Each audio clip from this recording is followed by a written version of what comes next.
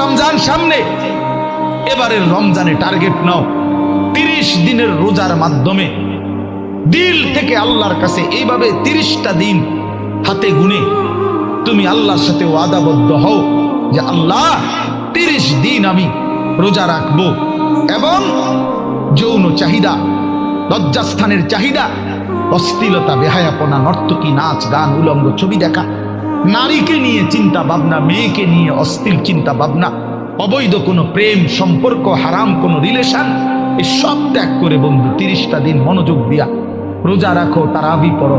ইফতার করো, সাহারি করো, তাসবিহ পড়ো, তেলাওয়াত করো, কোনো আলেমে দ্বীনের সাথে উঠা বসা করো, ইমাম সাহেবের সাথে সম্পর্ক করো। ইনশাআল্লাহ দেখবা